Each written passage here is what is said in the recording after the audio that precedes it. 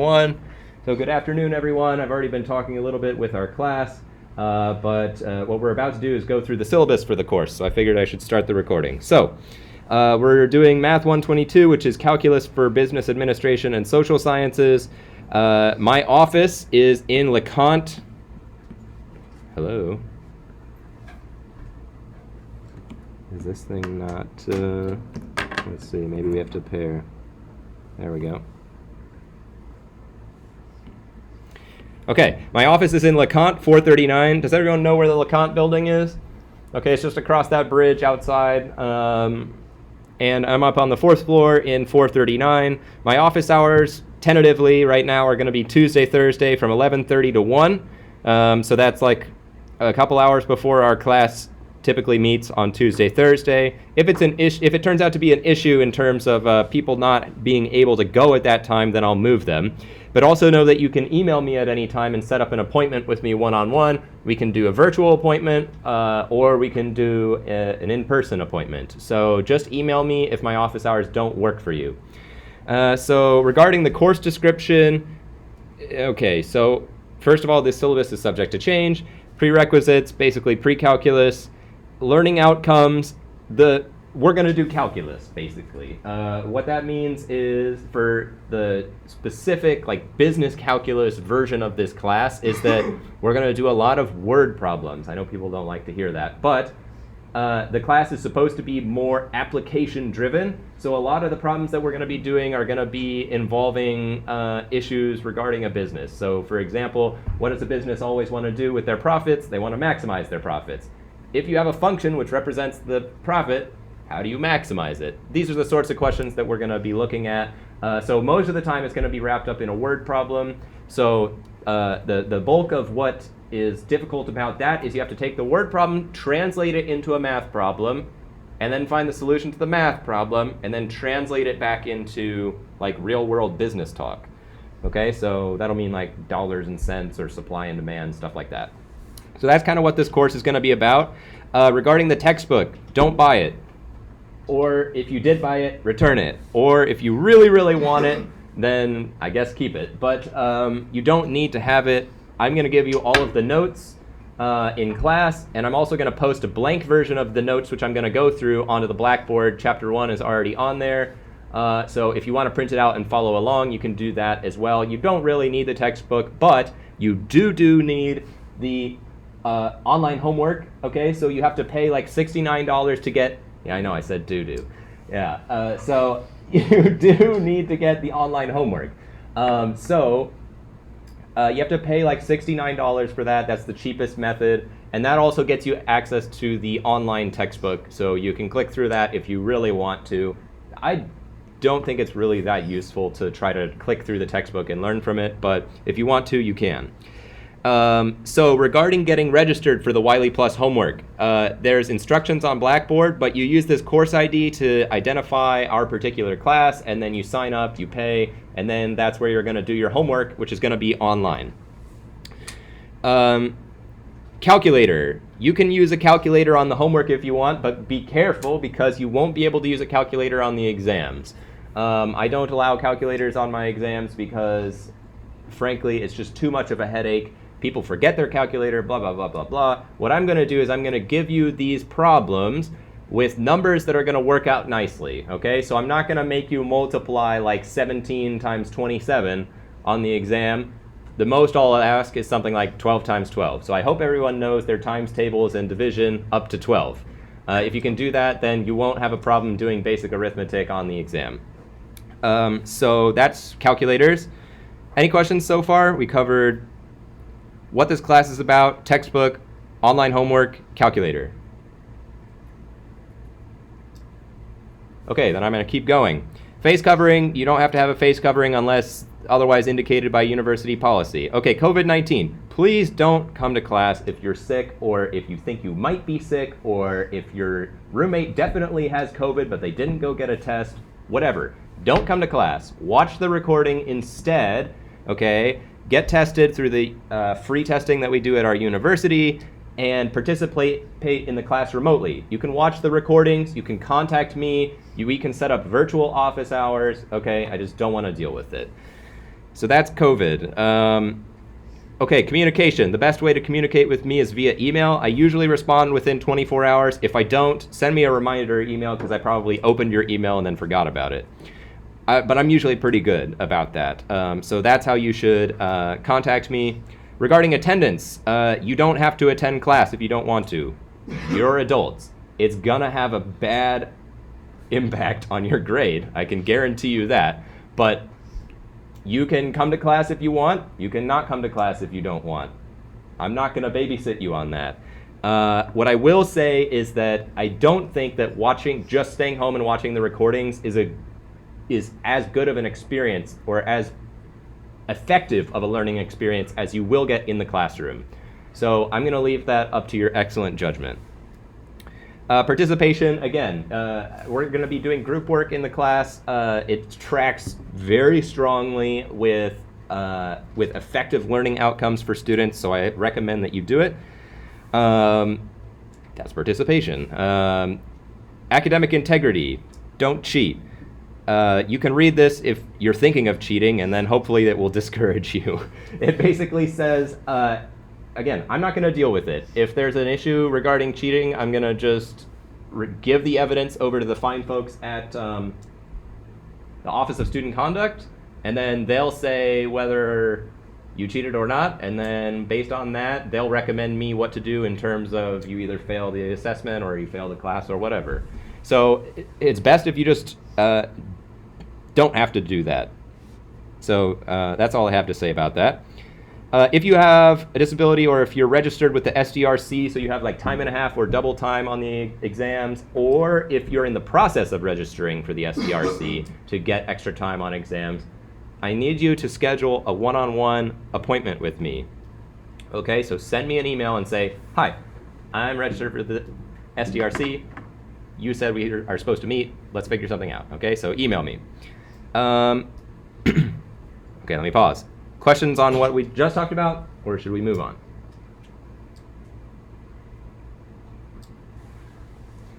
Okay, I know this is kind of boring. I'm just like motor mouthing up here, but I promise this is just something we have to get through. Okay, makeup policy. This is something that's brand new this semester. We received some new guidance, we'll call it, from the university or from the legal department of the university regarding makeup policies. Okay, what it said was previously instructors, including myself actually, had included a clause in their syllabus that said something to the effect of, well, I'm going to drop your 2 lowest quizzes. So if you miss a quiz because of you were sick, but you didn't have a doctor's note or something like that, then that can just be one of your drops.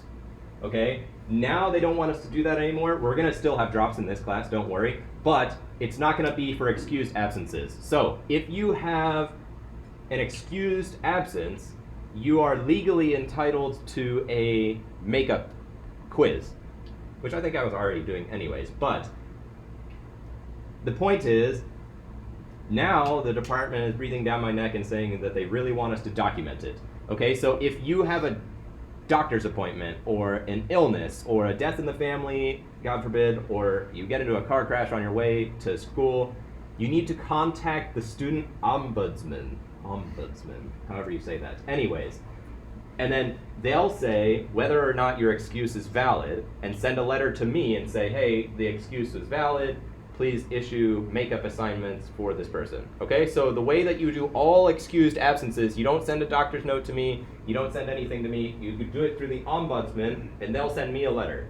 So that's how makeup assignments are changing this semester. It's a little bit weird, but I will remind you of this clause and help you however I can if you have an issue with an excused absence.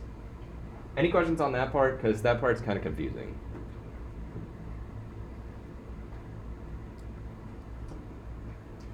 Okay, the only other thing that I want to say about makeup assignments is this part in bold here.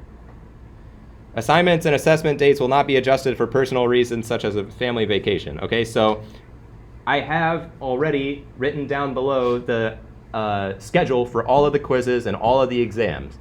If there's a problem with any of it, you need to contact me beforehand. Okay, so what that means is, based on the new language of these makeup things, if you miss like an exam and then 3 days later you say, well, I was at, or like I had a doctor's appointment or something like that, then what you were supposed to do was like go through the ombudsman like weeks in advance or something like that and get it cleared. I don't really understand, but just try to be as planning as far ahead as possible if you know you're going to have an excused absence. Okay, so that's makeup policy. Okay, so the next clause I have in here is regarding mental health. Okay, so look, college is really stressful. A lot of people who I've had who take 122 are very concerned about their grade because their admission into Darla Moore School of Business is contingent upon their grade in 122, things like that. So look, I understand it's a stressful thing. Some people don't like math. What you need to do is make sure you're keeping an eye on your mental health, and if you feel like you are just drowning or depressed or anxious all the time, then please, I hope that you would feel comfortable coming to me and talking to me. I'm happy to talk with you about it. What I will do is probably just refer you over to the fine folks at Counseling and Psychiatry. They offer free counseling sessions for U of SC students. I've personally used them and found them to be very helpful. So just wanted to make you aware of that. Okay, I've also got my statement of inclusivity here. What this essentially says is I am not going to discriminate against anyone on the basis of sex, gender, race, any of the other things. And so I'm going to teach as best as I possibly can to everyone. If there's something that I can be doing better to teach to you in your particular identity, then please let me know. You can let me know in person or via email, or I also have an anonymous survey link written on the Blackboard page, so you can go and complete an anonymous feedback form and say, hey, what you're doing in class is actually sort of inequitable and I don't like it. And then I'll try to adjust to that. Or you can also use it to say other things that you like or don't like about the class that you'd like to see repeated or changed. So that's my statement of inclusivity. Okay, here's the stuff that you actually care about. Homework and quizzes and midterm exams and final exam make up your final grade. So homework is going to be on Wiley Plus. Quizzes are going to be given basically every week, except, or no, is it every other week? No, it's like every week, except for the weeks where we have an exam, or like the week after we have an exam. So there's going to be like 8 of them or something like that. And they'll be done in the last 15 minutes of class on Thursdays, I think. So that's quizzes, midterm exams. Oh yes, also the quiz questions will be drawn directly from the pool of homework questions. So when you come to the quiz, you will have seen that problem, those problems before on the homework, okay? So if you know how to do all the homework problems, you'll know how to do all the quiz problems. Same goes for the exams. So regarding the exams, there will be 2 of them, 75 minutes. The dates are February 21 and April 11. So you can put those in your calendar now. Final exam is going to be on Tuesday, May 2 at 4 p.m. It is cumulative. And I also have this special clause in here which says that the final exam score may be used to replace a student's lowest non-zero exam score. So it doesn't help you if you just don't go to one of the exams. But if you go to one of the exams and you did kind of badly on midterm 1, and you did comparatively better on the final exam, then I will replace your bad midterm exam with the final exam. So it'll count double. Okay? I like to put that in there just because there are some students who sort of get their studying on track late in the game in terms of the semester, and if you improve and learn the stuff, what matters most to me is that you know it at the end of the semester. So that seems like a no-brainer to me. Regarding extra credit, there won't be any, except maybe there might be some, but probably not. I'm probably not going to do any extra credit. I'm already doing 2 things for you, which is I'm going to drop your 2 lowest homework assignments, and I'm going to drop your 2 lowest quizzes. Okay, so if you're tired or hungover or you forget to go to class or something on the day of a quiz and you bomb it, you can do that twice without it affecting your grade, okay? Which I think is pretty generous. Okay, here's how your grade is going to be computed. Okay, it's a weighted grade system. If you don't know what weighted grades are, Google it or go to YouTube. What it means is basically whatever percentage you get on the homework, let's say you get an 87% average on your homework, that's going to give you 87% of 20 points, okay? And then we add all of these things up in terms of your percentages to get your final score. So the main thing that I want to communicate here is that there's a much larger weight on midterm exams than you might otherwise be used to, especially if this is your first semester in college or your second semester in college. In high school, it tends to be a lot more forgiving. Here, the bulk of your grade is going to be made up from the exams.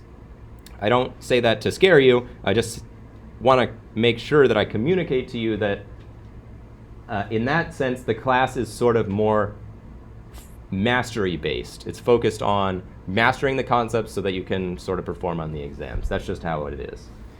Okay. So final grades are going to be the standard system, except there's no minuses here for some reason. So A, B plus, B, C plus, C. There shouldn't be any surprises there. What I do want to say is Blackboard, I can't figure out a way to make Blackboard not show you this metric, but it gives you like a total points earned divided by total points possible score that is going to not represent your actual grade. You need to make sure that you look at the weighted total column if you want to know what your grade is during this semester, okay? Man, I feel like I'm going to run out of lungs here. Any questions on any of that? Yeah. If I got 86.6, am I going to get B plus or stuff? Yeah, okay, good question. So this is a question about rounding at the end of the semester. What I do, where is it?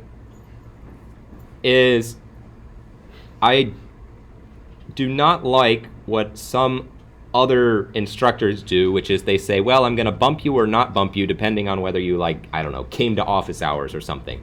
What I do is if you are within 0.5% of the next group, then I will bump you. So if you get an 89.5, I'll give you an A. If you get an 86.6, like you said, I'd give you a B plus instead of a B.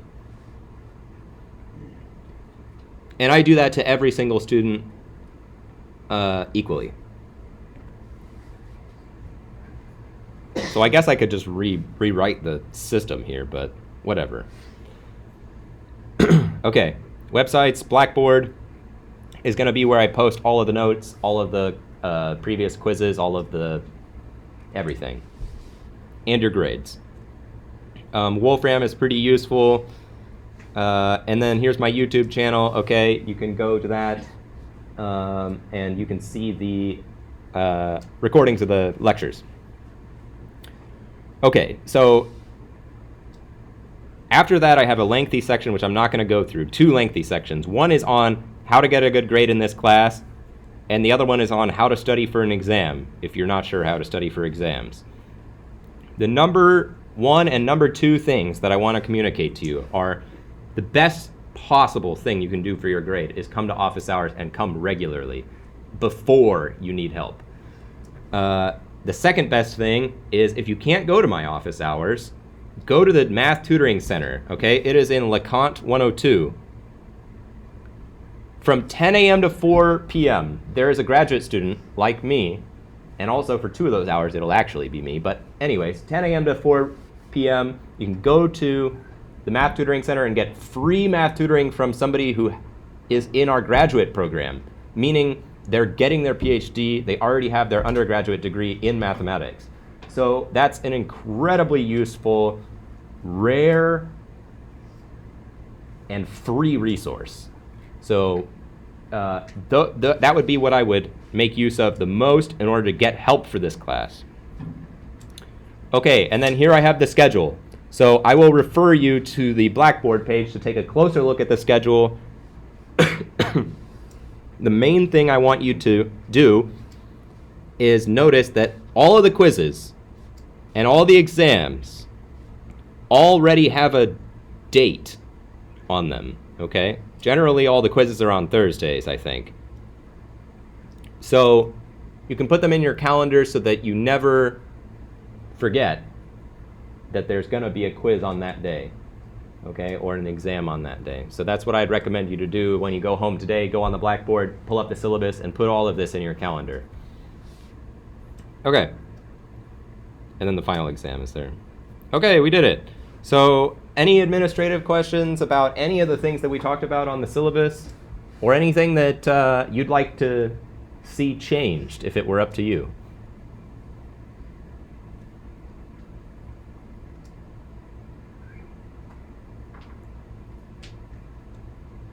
Okay, well, if there is, use the anonymous feedback form on Blackboard to let me know if there's something that you feel like is unfair here. It's your syllabus too. So that's what we're gonna do. And as soon as the end of the week comes, I'm gonna submit this to the people that care about it.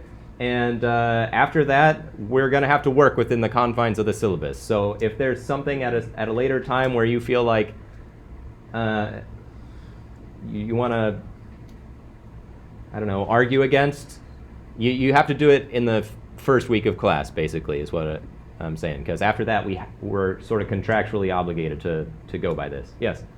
If, like, everyone was horrible on the exam, we curve it.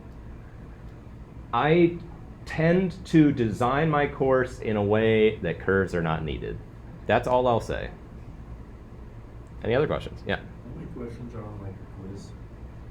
Usually 2. I try to make the quizzes so that time won't be an issue. 15 minutes should be plenty to complete the quiz. And the exams also, I don't give like that much content on the exams. Time hopefully will not be an issue.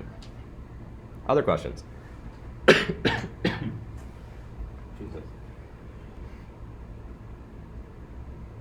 All right, are we all happy? All right, cool.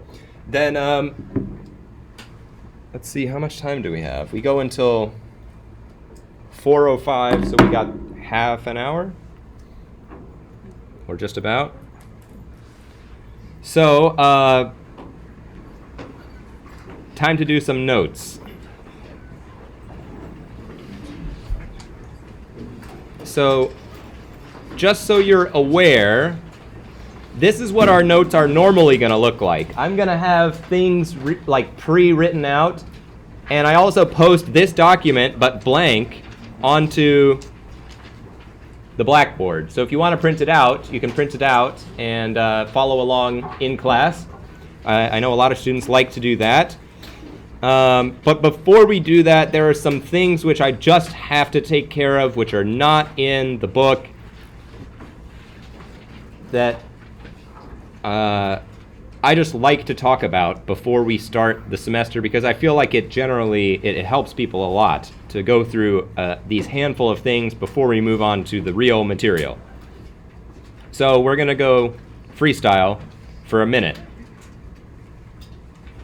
starting with PEMDAS. Okay, so PEMDAS is the order of operations, right? Tells us how to do, or in what order to do multiplication, addition, subtraction, parentheses, exponents, right? So that's what they stand for. The way you remember it is, please excuse my dear Aunt Sally, okay? Or you might have heard a different one.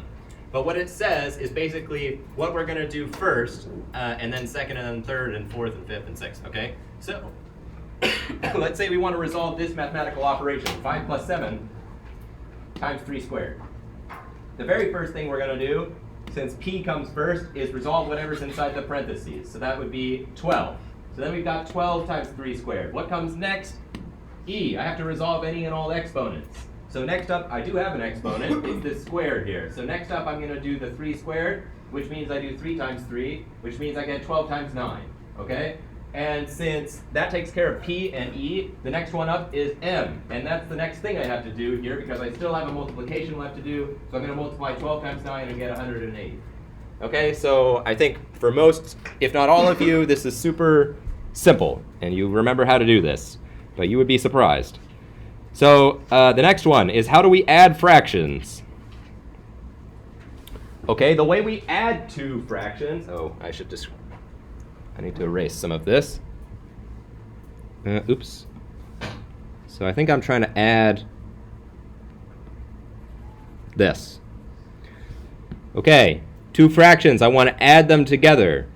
Some students have a tendency to try to say, well, I'm going to add the numerators and I'm going to add the denominators and get 3/5, okay? But that's not right, okay? We can't just add fractions like that by adding the numerator and adding the denominator. What do I have to do instead before I can do that? Common denominator. That's right. What's her name again? Olivia. Olivia's got it on the nose. We have to find a common denominator first. Okay, can someone explain the process for doing that? How do I find a common denominator? Multiply by the least common multiple. Yeah, the least common multiple. Okay, so I want to look for the smallest number, okay? Well, okay, yeah. You want to look for the smallest number that's divisible by both 2 and 3. So in this case, it would be 6, okay? So you can multiply both by 6. But actually, you can see that the least common multiple of 2 and 3 is 6, as we said. So you can try to multiply by whatever you need on the top and bottom of each fraction in order to turn the denominator into the least common multiple. So it's kind of splitting hairs because you could simplify anyways. But I'm going to multiply this one times 3 over 3, and I'm going to multiply this one times 2 over 2. The reason is multiplying by 3 over 3 doesn't change anything because 3 over 3 is just 1. And multiplying 1 times anything doesn't change what it is. Same with 2 over 2. The goal here is to make the denominator 3 times 2 the same as this denominator 3 times 2. So this would change this whole issue into, okay, the way you multiply fractions is straight across. So 3 times 1 is 3, 3 times 2 is 6, and then we're going to add, and we have 4 over 6. Now that they have the same denominator, we can add them by just adding the numerators. So we get 7 over 6, if I'm not mistaken. Okay, so that's adding and kind of multiplying two fractions. Any questions so far? All pretty much review, right? Okay, I just like to remind people because sometimes it's been a while since someone has taken a math class. It's nice to have this review. Okay, so multiplying, as I said, straight across. Numerator times numerator, denominator times denominator. Okay, so the next thing I want to talk about is something a lot more complicated, but is going to be incredibly useful throughout the semester, and that is set theory. So what is a set, first of all? A set is just a collection of items, usually numbers, but if you go take more advanced math classes, it might be a set of functions or a set of mathematical objects that aren't numbers. But for us, they'll be numbers. So, for example, I could have the set A here. The set A is comprised of 3 items, 3, 7, and 9. Okay, so we list all of the unique items in a set. Okay, so for example, I would not write something like A equals 3, 3, 7, 9. Okay, I wouldn't write something like this because 3 is already present in the set. I don't need to write it multiple times. Okay, it's just a collection of types of numbers, okay, of specific numbers. So we don't count multiplicity, basically, is what that says. So 3, 7, 9 could be one set. Another set could be the set of numbers -1, 0, and 7. Okay, another one could be that set of numbers. So the way I like to think about numbers is like you have, or sets is like you have a bucket. And my bucket is going to have some things that are in the bucket and some things that aren't in the bucket. If I have an empty bucket, then there's nothing in my bucket and there's everything not in my bucket. But I could put in some numbers, like I'm going to take the number 3 and throw it in the bucket. I'm going to take the number 7 and throw it in the bucket. Take the number 9, throw it in the bucket. And now what do I have? I have the bucket, which I call the bucket A. And I would say 3 is in the bucket. 7 is in the bucket. 3 is in the set. 7 is in the set. Okay, make sense? All right, so that's sets. And then, like I said, you can have a member. Man, whenever I wrote this, my handwriting was really bad that day. A member or an element of a set is one of the items which is in the set. Okay, one of the items which is in the bucket. So you could reach in and pull out the number 3 and say, 3 is in this set. 3 is in this bucket because I put it in there. Okay, so we call that item or that number a member or an element of a set. And we use this funny looking notation. This is kind of like a, I don't know, a backwards 3 or a script E or something. But basically it means is in. So I would say 3 is in the set A because A was like 379, if you remember right. Okay? Any questions about members and elements and sets so far? They're just fancy buckets.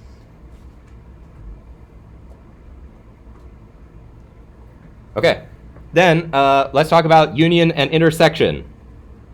So let's talk about union first. So the union of two sets, A and B, is going to be a new set. Okay, so I have two buckets, bucket A and bucket B.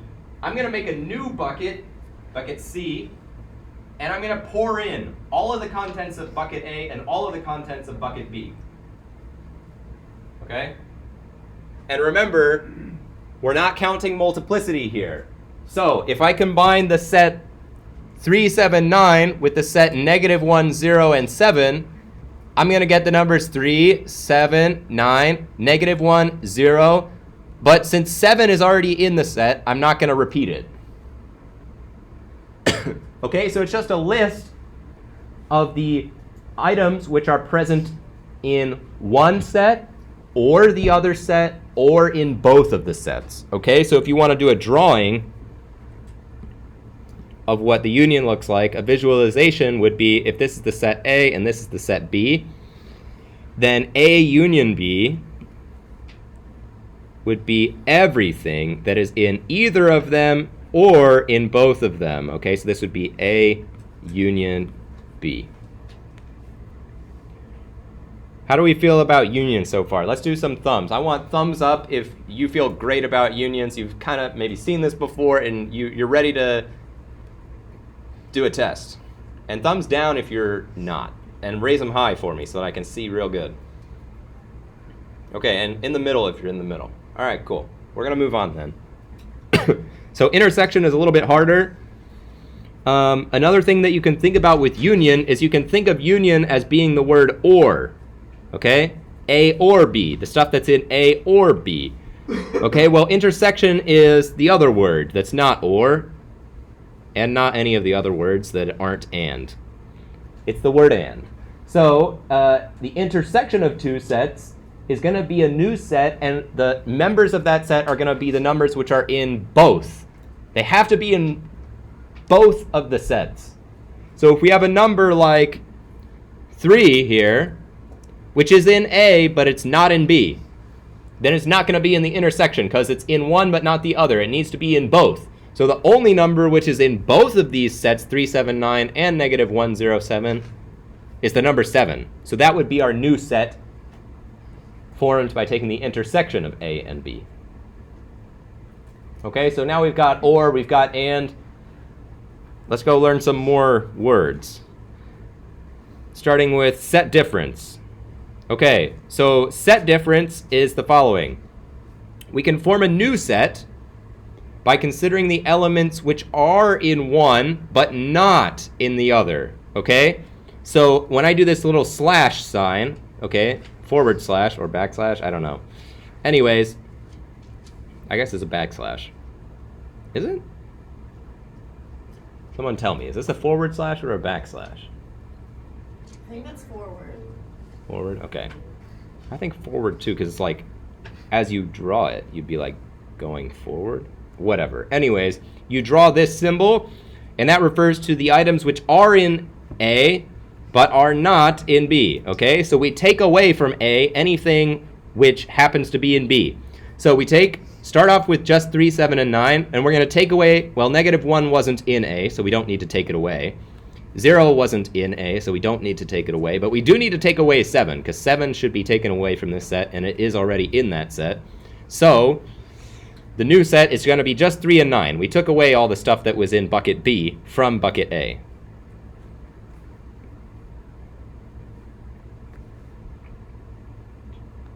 Okay? Then final concept for sets is the empty set. So you can draw, okay, this is this is supposed to be squiggles that look like this. Okay, if you draw two squiggles like that with nothing inside, that refers to a bucket that has nothing in it. Okay, you can still have a bucket that has nothing in it. It's totally fine. Right? And the other way that you can write that is like do a circle with a slash through it. Okay? So we call that object the empty set.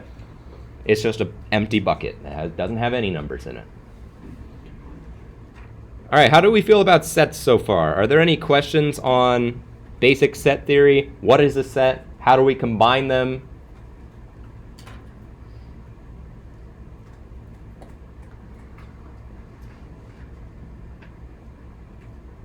Yeah. So for set difference, Mhm. the first letter or whatever is subtracted the second one? Yeah, so you can think of this as being like a minus sign, basically. So you're taking away from A those elements which are in B. Same way that I write when I write 7 minus 6. I'm taking 6 away from 7. So 7 is what I start with, and I'm going to remove 6 from it. Same thing with sets. I'm going to start with A, and I'm going to remove those items which are in B. Does that answer your question? Yeah, good question. It's a little confusing the first time you see set difference. I think that's the hardest one. Yeah, question? So for example, so if it were like B/A, then it would be -1 and 0. Exactly. So if we did B/A, that would be those items which are in B but not in A. Well, -1's in B and not in A. 0 is in B but not in A. 7 is in B but it is in A. So we're going to take away 7. So we would get just the set including the numbers -1 and 0. So yes, you're exactly correct. Any other questions? I like all these questions. They're in general, I think if you have something that you're a little bit confused about, I guarantee you that there are other people in the class who want to hear that question answered. So please never be afraid to ask me something or interrupt me if I'm monologuing too much. Okay, should we move on? All right, let's move on. Okay, so the next thing I want to talk about is intervals, which an interval is just a special kind of set. Okay? So, when I write sets like these two sets, A and B, okay, the shortcoming of this methodology is I have to write every single element of this set. But what if I wanted to have a bucket, and into my bucket I want to throw in not just the number 3 and 7 and 9, but every number which is bigger than 3 and smaller than 9. So I want to throw in 3.1. I want to throw in 3.2. I want to throw in 3.26786753889, whatever. Right? What if I want to put all of those numbers in? Well, now we're talking about an infinite number of numbers. Okay? So this notation doesn't serve us any longer because how are you going to write down infinitely many things? It would take an infinite amount of time and you would die. Well, you would probably quit before you died, but the point is you wouldn't be able to do it. So what do we use instead? We use something called an interval. Okay, so this is new notation. Instead of drawing squiggly braces and writing each individual number, I'm going to do either brackets or parentheses. And what that is going to mean is I'm going to tell you what is the starting number and the stopping number. So for example, if I write 2, 3, I'm talking about every number which is bigger than or equal to 2 and less than or equal to 3. So numbers like 2.5 would be in this interval, okay? We call it closed whenever this interval contains its endpoints. Okay, so if A and B are in the set, we call it a closed set. And if A and B are excluded, then we are going to call it an open set. Okay? So the difference between these two sets is that the one with the brackets includes numbers like 2 and also numbers like 3. So you could say 2 and 3 are elements of this interval or elements of this set. The open interval, on the other hand, 2 is not included. Okay, so parenthesis goes with the word open, goes with don't include it. Okay? So there's another way of visualizing intervals by using the real number line. So if we draw a number line here, where we just line up all of the numbers in increasing order from left to right, we can mark down where is 2, we can mark down where is 3, and I'm going to shade all of those numbers which are included in the set.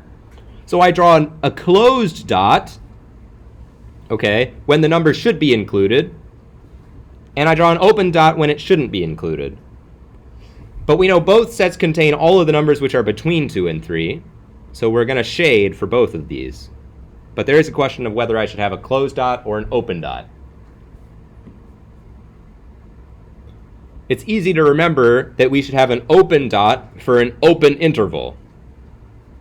Okay, open intervals, we have an open endpoint. All right, questions on intervals?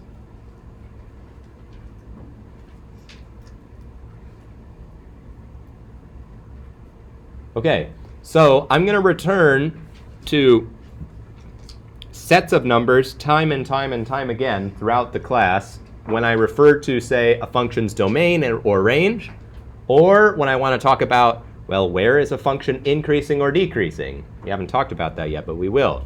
These are local properties which only hold in given regions. So this is the language in which we are going to express certain places on the real number line, right?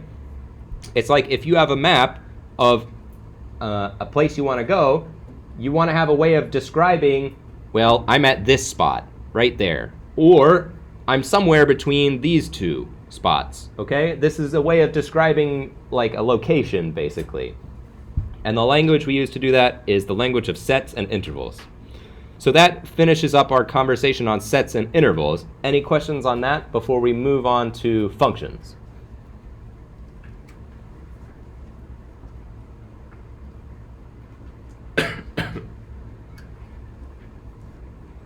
Okay, how are we doing so far? Too fast, too slow?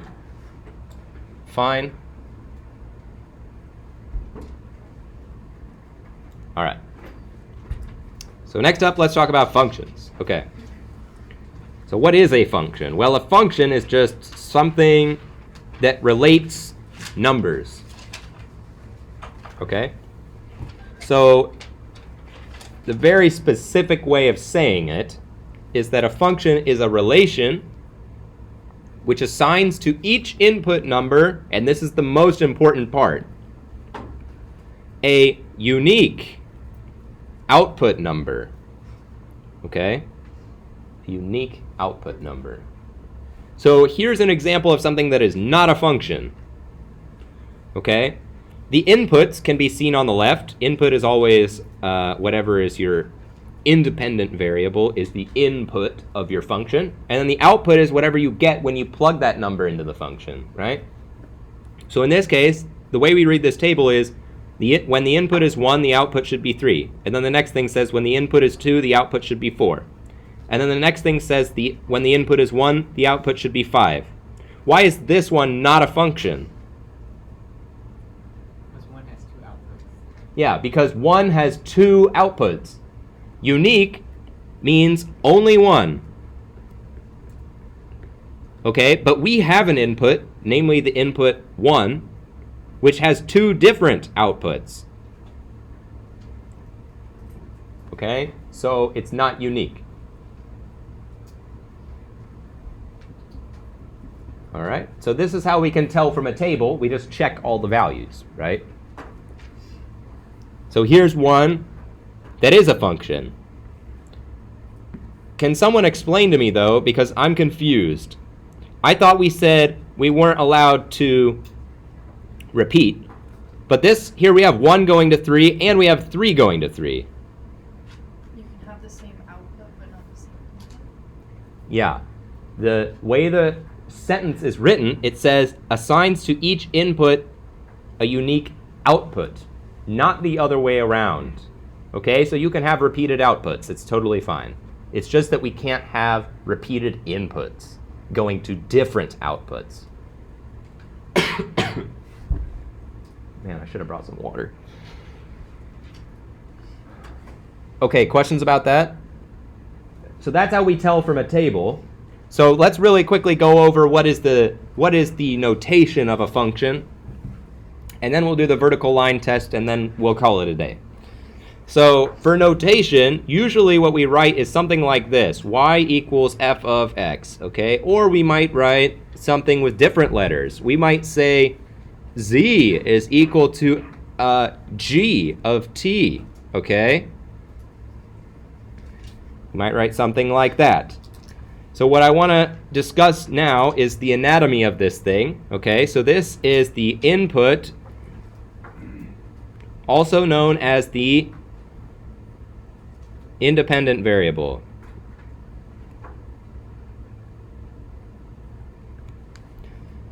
It's called independent as opposed to dependent because the output of your function depends on what you put in. You get to choose what you're going to put in, so it is the independent variable. Likewise, y, or if you want z in the other example, is going to be the output of your function. Or if you want, it's the dependent variable.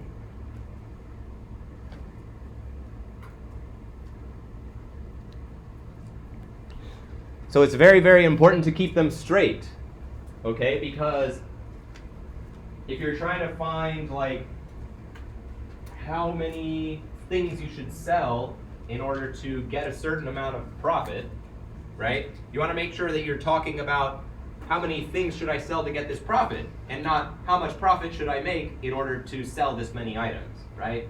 These are two sides of a question that have drastically different meanings, so we got to make sure we keep track of what is the input and what is the output, okay? Then the function itself here is f, okay? We refer to it as f, or g in the other case. And the way we say this mathematical statement is we say f of x is usually what we say, f of x. So y equals f of x. All right? I think, again, this should probably be a review for most everybody, but if not, don't worry about it. That's why I'm discussing it. Questions about function notation or independent and dependent variables?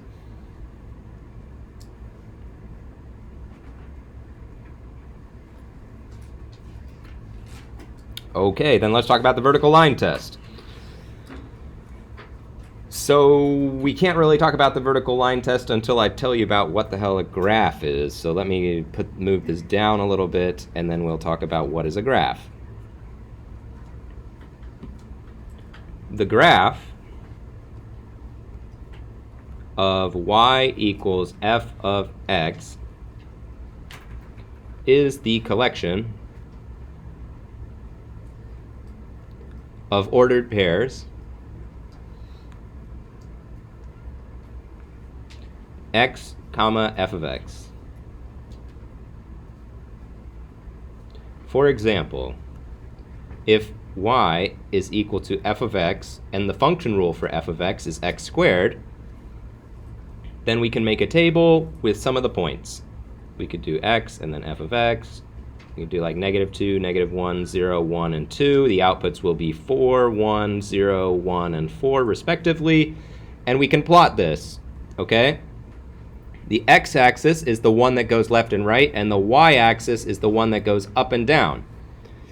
So I'm going to plot the point -2, 4. That's up here. -2, 4. And then -1, 1 is like here. And then 0, 0 is here. 1, 1 is here. 2, 4 is up here. And we can make a pretty picture like so. Okay, so that's how we can get the graph of a function.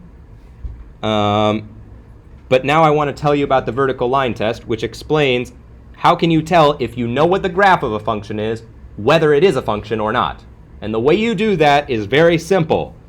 You take your pencil, which for me is going to represent this pink line, and you're going to put it on top of your paper like so, and you're going to go from left to right.